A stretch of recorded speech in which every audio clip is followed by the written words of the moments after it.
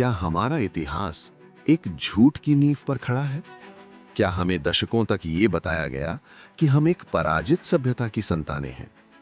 और क्या सच में कोई भारी आर्य नस्ल आई थी जिसने भारत की प्राचीन सभ्यता को नष्ट कर दिया?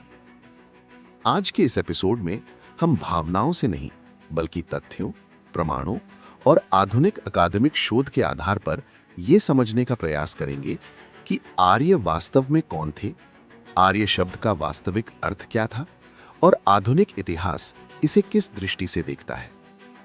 सबसे पहले हमें आर्य शब्द के अर्थ को समझना होगा। आर्य शब्द संस्कृत की री धातु से बना है, जिसका अर्थ है प्रगतिशील, संस्कारवान और श्रेष्ठ आचरण करने वाला। प्राचीन ग्रंथों के प्रमुख शब्दकोश निरुक्त वेदांग के अनुसार आर्य वो है जो श्रेष्ठ कर्म करता है। ऋग्वेद में आर्य शब्द लगभग 36 बार प्रयुक्त हुआ है और अधिकांश संदर्भों में ये किसी नैतिक, सांस्कृतिक या सामाजिक पहचान को दर्शाता है, न कि त्वचा के रंग या जैविक नस्ल को। ऋग्वेद का प्रसिद्ध सूक्त कहता है, कृणवंतो विश्वमार्यम, अर्थात पूरे विश्व को श्रेष्ठ बनाओ। ये कोई नस्ल बदलने का आदेश नहीं था, ये एक वैचारिक और नैतिक आह्वान था कि मानव समाज को उच्च मूल्यों और श्रेष्ठ कर्मों से उन्नत बनाया जाए। रामायण में श्री राम को आर्य कहा गया क्योंकि वे मर्यादा पुरुषोत्तम थे। हनुमान जी स्वयं कहते हैं कि वे आर्य के समान आचरण करने वाले हैं। यहाँ आर्य का वही अर्थ था जो आज के समय में हम जेंटलमैन या सज्जन शब्द से समझते हैं।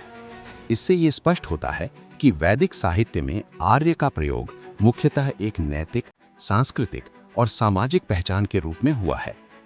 अब प्रश्न उठता है, यदि आर्य कोई नस्ल नहीं थी तो फिर नस्ल और आक्रमण का विचार आया कहां से? इसका उत्तर हमें 19वीं शताब्दी के यूरोप में मिलता है। ये वो समय था जब भाषा विज्ञान का विकास हो रहा था। यूरोपीय विद्वानों ने पाया कि संस्कृत, ग्रीक और लैटिन भाषाओं में गहरी समानताएं हैं।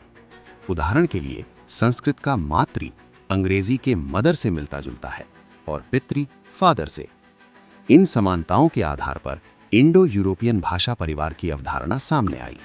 हालांकि इंडो यूरोपियन भाषा परिवार की अवधारणा आज भी भाषा विज्ञान में व्यापक रूप से स्वीकार की जाती है, लेकिन इसके ऐतिहासिक विस्तार और समय सीमा पर विद्वानों के बीच मतभेद मौजूद हैं। लेकिन इस विषय पर हम किसी और एपिसोड में विस्तार से बात करेंगे।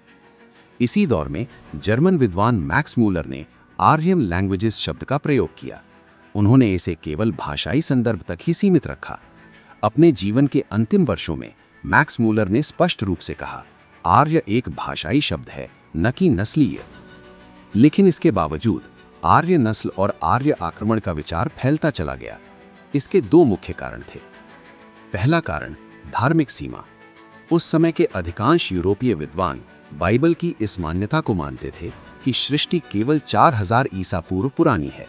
वे वेदों या किसी और संस्कृति को उससे अधिक प्राचीन मान ही नहीं सकते थे। इसी कारण वेदों का काल जबरदस्ती घटाकर लगभग 1200 ईसा पूर्व निर्धारित कर दिया गया। दूसरा कारण राजनीतिक स्वार्थ। औपनिवेशिक भारत में ब्रिटिश शासन ने इस सिद्धांत का राजनीतिक और प्रशासनिक उपयोग किया। भाषा और संस्कृति को खून और नस्ल से जोड़ दिया गया। परिणाम स्वरूप ये धारणा बनी कि गोरे, लंबे और नीली आंखों वाले आर्य बाहर से भारत आए और उन्होंने यहाँ की प्राचीन सभ्यता को पराजित किया।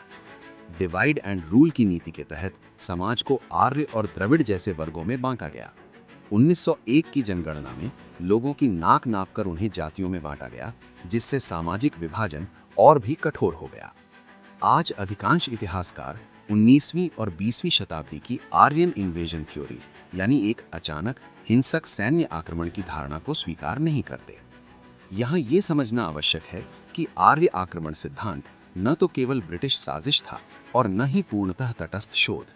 ये 19वीं शताब्दी की यूरोपीय अकादमिक सीमाओं, धार्मिक धारणाओं और औपनिवेशिक हितों का संयुक्त परिणाम था। अब प्रश्न है, आधुनिक इतिहास क्या कहता है? आज अधिकांश इतिहासकार आर्यन इन्वेजन थ्योरी के स्थान पर सीमित रूप में इंडो आर्यन माइग्रेशन थ्योरी को स्वीकार करते हैं।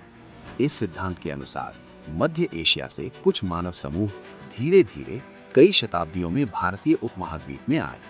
ये कोई अचानक हुआ आक्रमण नहीं था, बल्कि ये सांस्कृतिक और भाषाई संपर्क की एक दीर्घकालिक प्रक्रिया थी। निष्कर्ष स्पष्ट है, आर्य कोई नस्ल नहीं था। आर्य आक्रमण सिद्धांत आज वैज्ञानिक और अकादमिक रूप से अस्वीकार्य है। भारत की प्राचीन सभ्यता न तो पराजित थी, न ही गुलाम, और साथ ही बाहरी संपर्क और सांस्कृतिक आदान प्रदान से पूरी तरह इनकार करना भी ऐतिहासिक रूप से गलत होगा। अगले एपिसोड में हम ये देखेंगे कि कैसे एक खोई हुई नदी और हड़प्पा सभ्यता से जुड़े नए पुरातात्विक शोध इन प्रश्नों पर नई रोशनी डालते हैं। इस ऐतिहासिक यात्रा में हमारे साथ बने रहने के लिए सब्सक्राइब करें।